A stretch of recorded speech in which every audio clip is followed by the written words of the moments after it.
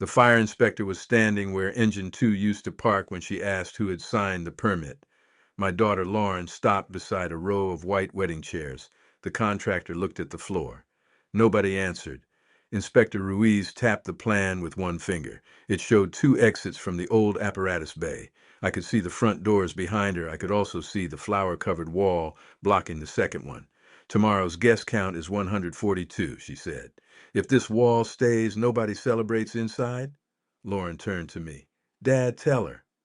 20 years earlier, when I was chief of the volunteer company, I had approved that wall myself.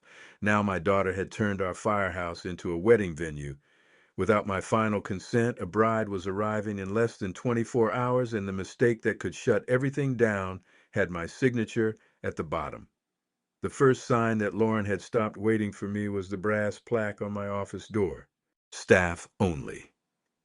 I stood in the hallway of Mercer Volunteer Fire Company Number 2 on a Thursday morning and stared at those words until a young woman carrying a box of champagne glasses asked me to move. Excuse me, sir, bridal party access starts tomorrow at 4. Does it? She gave me the patient smile people use with confused older men. The bridal suite is through there. That used to be the chief's office. Oh.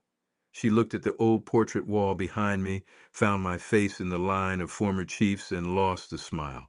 You're Thomas Mercer. I was 64, retired from the paper mill, and chairman of the Mercer Station Preservation Association. For 11 years I had patched windows, chased grants, and argued that the station deserved one more chance. I opened the office door. My metal desk, maps, radio cabinet, and red locker were gone. In their place stood makeup mirrors, a velvet couch, a dress rack, and a gold-handled refrigerator. Pale oak covered the old linoleum. The only thing left from my office was a photograph of the company in 1998. It had been framed beside a printed card that read, "The history behind your special day." Lauren walked in carrying a binder against her chest. "You were supposed to come at noon," she said. "I was supposed to come inspect the roof repair. Nobody mentioned a bridal suite." I sent you the concept packet. You sent me 47 pages called Adaptive Reuse Proposal. I told you I needed time. That was in February. And this is not an answer.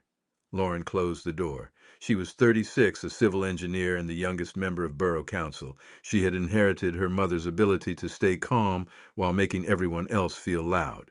The council approved a 6-month pilot program, she said. The Preservation Board approved using the bay for community events. The roof work passed inspection Monday. We have insurance, catering agreements, and a licensed operator. Who is the operator? She held my gaze. I am.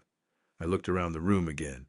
You turned my office into a dressing room and put yourself in charge of the building before I signed the operating agreement. The building belongs to the borough, Dad. It does not belong to you.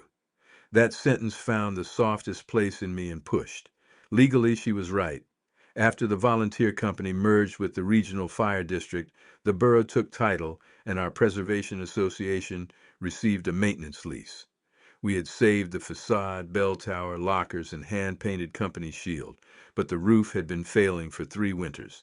The borough gave us until September to fund a replacement or face a sale. I had spent months applying for a state preservation grant. Lauren had spent those same months saying grants were not a business plan. The first wedding is Saturday, she said. I gathered that. The Dawson wedding. 142 guests with 6 more events under contract. Under contract with whom? Mercer Station Events, your company, a non-profit subsidiary under the association, exactly as the attorney recommended. Recommended to you, not approved by me. Her jaw tightened. You missed 3 board meetings. I was caring for your Uncle Ray after his surgery, and I sent you every document. Documents are not consent. We heard a power drill in the apparatus bay. Lauren glanced toward the sound. The fire inspection is at 10, she said. We can argue after that. There should not be an inspection for an operation that does not have a signed agreement. There would not be a building left to operate if I had waited any longer. Before I tell you what she had done with the booking money, put yourself in my place. If your child opened part of the building you spent years saving without your final approval, would you shut it down immediately or inspect everything first? Tell me which choice you would make. I followed Lauren into the apparatus bay. For most of my life, that room had smelled like diesel, wet canvas, and old coffee. Now it smelled like fresh paint and eucalyptus. Warm lights hung between exposed beams, round tables filled the engine bays, and the old tire marks had been polished into the floor. It was beautiful. I hated that I noticed. Lauren watched my face. We kept every piece that mattered. You moved my desk. It is upstairs in the archive room. You put flowers around the alarm panel. They are removable. And that wall? She turned. The west side of the bay had been dressed with white painted panels, greenery, and a wooden arch. From a wedding planner's perspective, it created a perfect ceremony backdrop. From a fire chief's perspective, it was where the rear equipment door should have been. I walked over and pushed aside a strand of artificial ivy. The wall was not decorative, it was framed, insulated, and anchored into the masonry. "Where is the exit?" I asked. "The plans show it behind this wall." "That door has not opened in years." The architect said the front apparatus doors and side lobby door gave us enough capacity. For a museum tour, maybe, not for 142 people, half of them drinking, with tables between them and the front doors. The contractor, Pete Wallace, came down from a ladder. He had worked in the borough for 25 years, and I trusted him. "We followed the stamped drawings Lauren gave us," he said. "Did you verify the rear exit?" "The existing plan marked it as active." "You could have looked at the wall." "I did. I was told it was a removable partition." Lauren opened her binder. "That is what the old building file calls it." I knocked on the panel. The sound was solid. "This is not coming down before Saturday," I said. Inspector Elena Ruiz arrived 10 minutes early. Good inspectors observe, measure, ask questions, and let facts make people uncomfortable. She checked the alarm, lights, extinguishers, kitchen system, restrooms, electrical room, and occupancy plan. Lauren carried the binder, Pete carried a tape measure, and I followed because I never trusted a path I had not walked. The alarms, emergency lights, front doors, and side lobby all passed. Then Inspector Ruiz counted the tables, measured the travel distance, and stopped at the west wall. "The plan identifies exit 3 here," she said. Lauren pointed to the side lobby. The architect calculated occupant load with 2 exits. "The side lobby and front bay are not remote enough from each other for this layout. If fire blocks this front corner, both paths fail. The rear exit creates the separation." She pulled the greenery aside and found the outline of the old opening beneath the trim. "Who closed this?" Pete looked at Lauren. Lauren looked at me. "It predates the renovation," she said. Inspector Ruiz asked for the historic permit file. Lauren handed her a tablet. The borough had scanned decades of paper records during the renovation. After a minute, the inspector enlarged a yellow document on the screen. "Alteration permit, equipment storage enclosure. Applicant, Thomas Mercer, Fire Chief." My signature crossed the bottom in blue ink. For a moment I remembered the wall as clearly as if the lumber were still fresh. It was 2004. We needed a clean, heated room for new breathing equipment, and the cracked rear door leaked rainwater. The borough code officer approved enclosing it under the station's use at the time. I signed the application. Then the paper disappeared into a file cabinet, and the wall disappeared from my memory. Inspector Ruiz looked from the old permit to the new floor plan. "This wall was legal for the station's former use," she said. "It is not acceptable for an assembly space with this occupant load. The current plan shows an exit that does not exist." Lauren went pale. "I used the measured drawings from the archive." "Who certified them?" "The architect, based on borough records." "And who verified the existing conditions?" Silence answered for her. Inspector Ruiz turned to Pete. "Can the opening be restored by tomorrow?" Pete studied the wall, then the masonry above it. "Not safely. We need to confirm the old lintel, move wiring, install a rated door and panic hardware, pour a landing outside, and give the concrete time. 4 days if everything is sound, longer if it isn't." "Then the indoor event does not happen Saturday." Lauren closed the binder. "Can we reduce the guest count?" "Not enough for that layout." Lauren offered a smaller layout and even a fire watch. Inspector Ruiz shook her head. "A fire watch does not create an exit. I understand what is at stake. My answer is still no."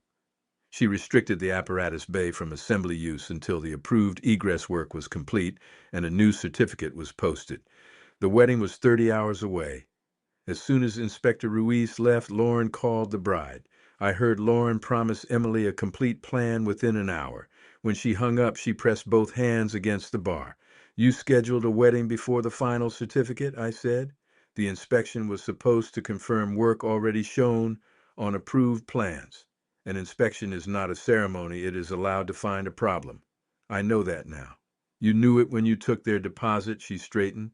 "We had a licensed architect, stamp plans, a contractor, insurance, and conditional council approval. Every professional involved believed this inspection would pass. Except nobody opened the exit, including you. That stopped me." She pointed toward the wall. "You walked through this building every week for 11 years. You led safety tours. You reviewed the concept drawings. Your name is on the permit that closed the door. You did not remember it either. I was not the one selling the room. No, you were the one insisting we preserve it without deciding how to pay for it." Pete quietly carried his tools outside. Lauren opened her binder to a financial sheet and slid it across the bar. The roof had cost $86,000. Grants, donations, and the borough covered about half. The remaining $42,000 had come from event deposits and advance bookings. "You spent deposits on construction?" I asked. "Venue payments under contracts that authorize capital improvements. The money is in the audited project account, and if we cannot hold the events, we refund the clients." "With what?" She turned to another page showing future installments, a line of credit, and her personal guarantee for $30,000. "You put your house behind this?" "Yes." "Why would you take that risk without getting the Preservation Board's final signature?" "The roofer had an opening in June. The next date was October after the grant expired and council reviewed the property for sale." She showed me photographs taken before the repair. Plaster had fallen across the meeting room floor and water had reached an electrical conduit.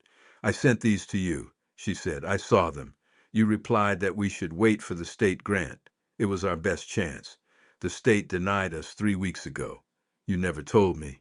I called twice. You said you were with Uncle Ray and would call back."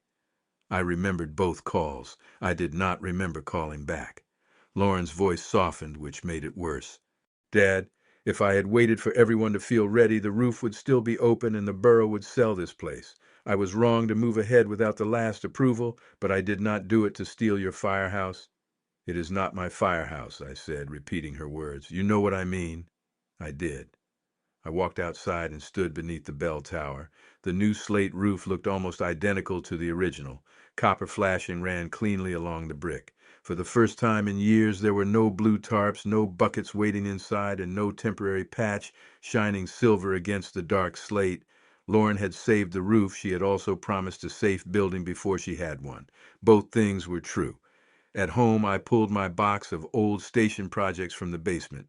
Firefighters document everything, but we are still human about what we remember. The 2004 wall project was in a folder labeled storage. My original sketch showed the rear door crossed out. A note from the code officer read, "Approved for current fire station use. Reevaluate if occupancy changes." I had underlined the sentence. Then I had forgotten it for 20 years. There was no forged signature. The architect relied on an inaccurate survey. The contractor assumed the wall was removable. Lauren trusted both.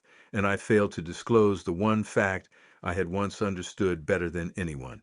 That did not erase her decision to proceed without final authority. It erased my right to stand outside the problem and point at her. At 6 that evening, Lauren called a special meeting of the Preservation Board. We met in the borough library because the station could not host a public gathering. 5 board members sat around 2 folding tables while Council President Martin Hale joined by speakerphone. Lauren presented the inspection restriction, contracts, bank records, and roof invoices. I placed the 2004 permit beside them. One member wanted to cancel every booking.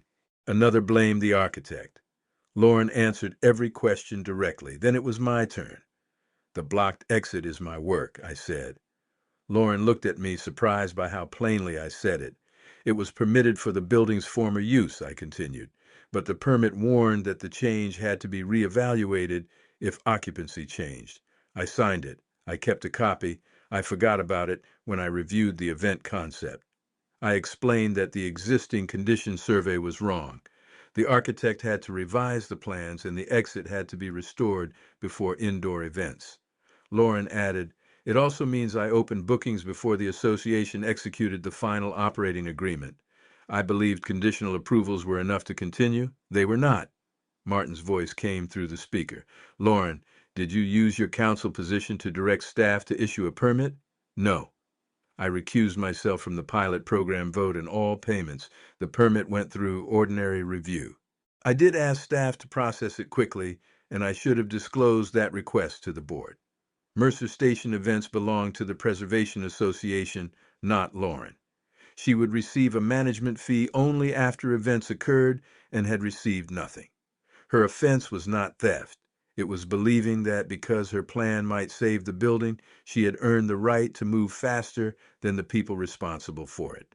I recognized that belief. I had worn it with the chief's helmet for 22 years. The board suspended indoor bookings, ordered an outside review, and authorized Lauren and me to present a safe alternative for Saturday. If the bride rejected it, the association would refund her and cover the costs required by the contract. After the meeting, I found her sitting alone in her car. "You did not have to mention the request to staff," I said. "Yes, I did.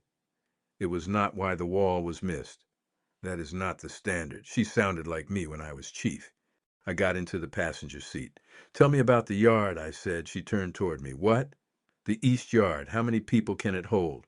160 with the approved tent plan, but the tent vendor is booked, rain is possible, and the caterer planned to use the kitchen. The kitchen can operate without guests in the bay if Inspector Ruiz approves staff access. The social hall at St. Mark's has tables. The high school has a portable stage. Pete owns enough temporary lighting to land an airplane. "Dad, we cannot build a wedding overnight with favors." "No, we build it with a written plan, permits, and favors." For the first time that day, Lauren almost smiled. We called Inspector Ruiz before doing anything else. She agreed to review an outdoor site plan at 7 the next morning. The yard could be used if we provided a properly permitted tent, 2 remote exits, illuminated paths, accessible restrooms, secured electrical distribution, fire extinguishers, and a weather evacuation location that did not depend on the restricted apparatus bay. The Borough Elementary School gym was available 3 blocks away as a weather backup. It was not romantic, but it was safe. Then we called Emily Dawson and asked her to meet us at the station. Emily arrived with her mother in a folder thick enough to contain every decision she had made for the previous year. She stood in the empty yard, looked at the firehouse, and listened while Lauren explained the failed inspection. "You told me everything was approved," Emily said. "I told you the project had conditional approval and that the final certificate was scheduled," Lauren replied. "I allowed that distinction to sound smaller than it was. That was my mistake." Emily looked at me. "Can the wedding happen here or not?" "Not inside," I said. "I will not ask an inspector to bend the rule, and I will not put your guests in a room without a safe exit." Her mother listed deposits they would lose. The florist had designed for the beams, the band had measured the bay, and relatives were already driving in. I let her finish. "We can hold the ceremony and dinner in the east yard under a tent," I said. "The station can serve as the backdrop. The kitchen can support the caterer if the inspector approves the staff plan. We will provide covered walkways, flooring, lighting, restrooms, and a shuttle to the school gym if severe weather arrives. Or we will refund every dollar you paid us and cover the costs required by your contract." "By tomorrow?" Emily asked. "If the written plan passes? And if it rains?" "Then we follow the weather trigger and move to the gym before guests arrive. No last-minute guessing." She walked to the center of the yard. The brick station rose behind her, its tower outlined against the evening sky. Wildflowers grew along the old stone boundary where firefighters had once washed hose. "My grandfather served here," she said. "That is why I booked it." Her grandfather had driven Engine 2 and taught me how to back down a farm lane without taking out a mailbox. "He would have complained about the chairs," I said.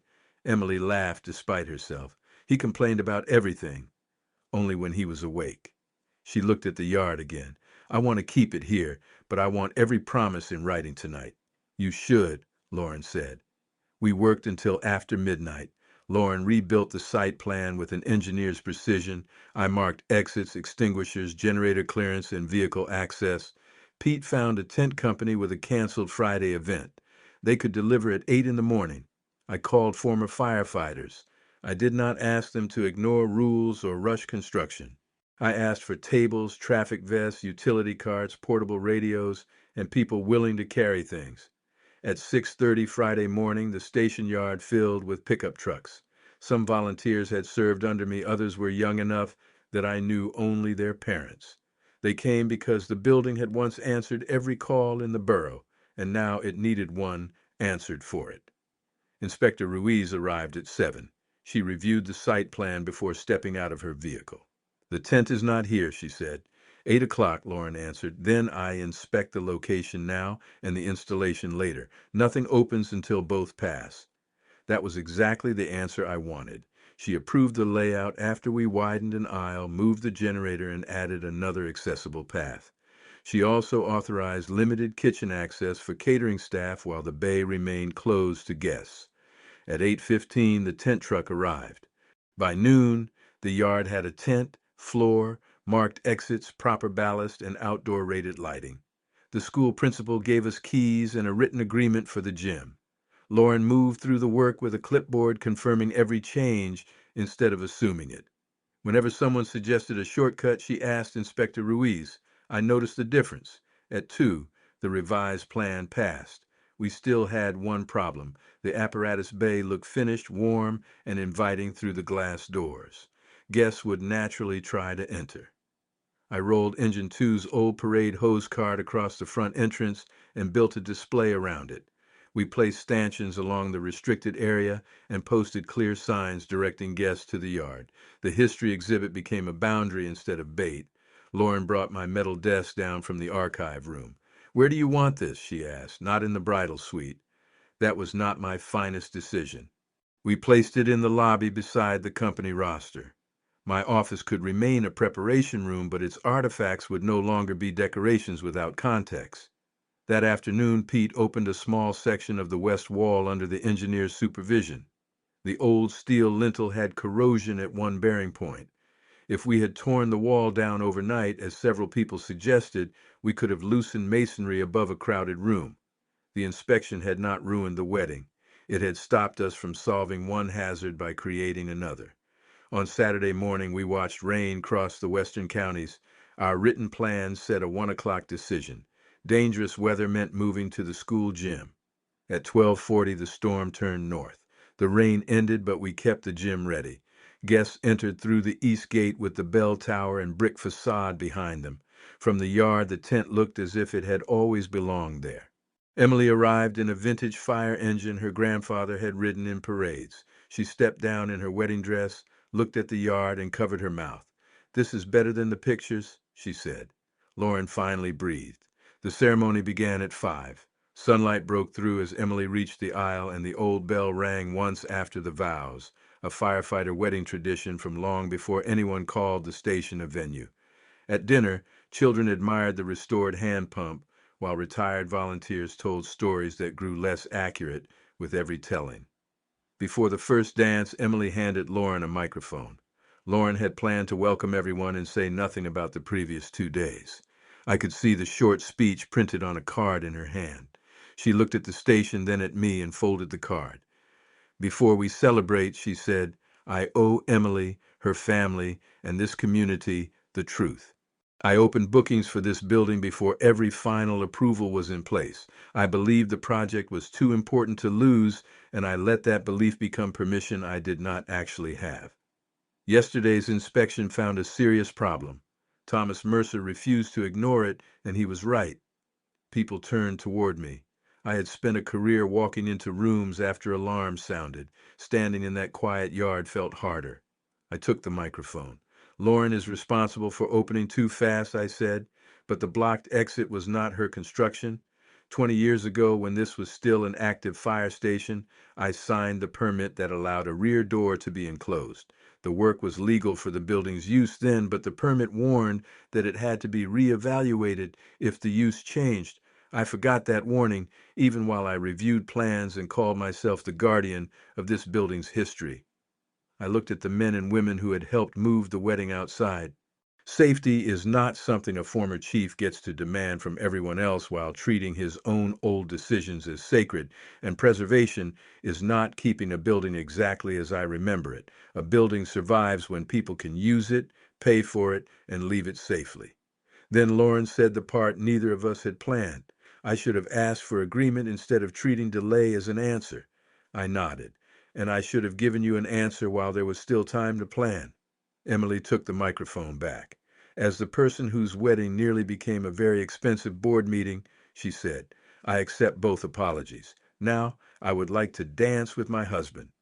The yard erupted in laughter and the band began. The following Monday, the board continued the pilot under new conditions. Events could not be advertised until the appropriate certificates were issued. Booking money went into a protected account with a refund reserve. Council contacts had to be documented, and Lauren remained recused from borough votes involving the station. The board also created a safety and history committee and asked me to lead it. I accepted with limits. I could stop unsafe activity, not a color scheme I disliked. I would review history, evacuation plans, layouts, and structural changes, not the event calendar. That belonged to Lauren. Restoring the rear exit took 11 days. Crews repaired the steel bearing, installed a rated door and landing, and connected it to an illuminated path. Inspector Ruiz issued the certificate only after testing the completed work. The first indoor event was a free dinner for everyone who had worked on the station.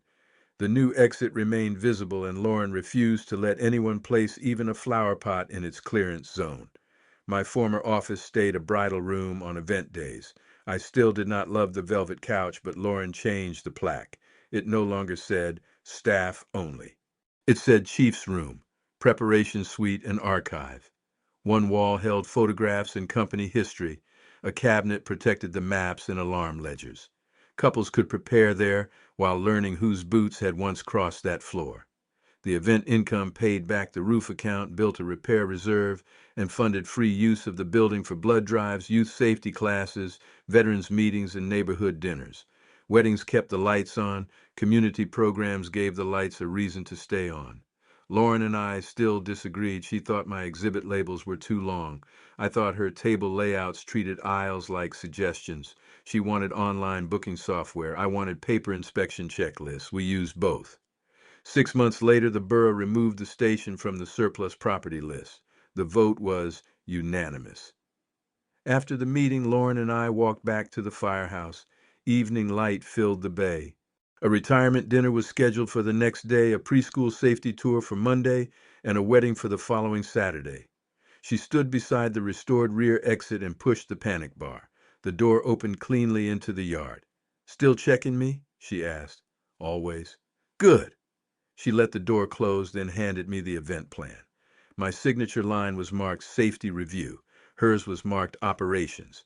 For years, I believed saving the station meant standing between it and anyone who wanted to change it. Lauren believed saving it meant moving fast enough that nobody could stop her. We were both wrong. The Firehouse did not need one of us to win. It needed her willingness to give the building a future and my responsibility to make that future safe. It needed transparent decisions, clear authority, and enough humility to admit when an old signature still mattered. If you had been in my position, could you have trusted Lauren to keep running events after she opened without final approval? Write trust her, or step back in the comments and tell me who you believe made the more dangerous mistake. The bell above us had not called firefighters to an emergency in 14 years. That night, as we locked the station together, I looked up at it and understood that its silence did not mean the building had stopped serving the town. It had simply found a new way to answer.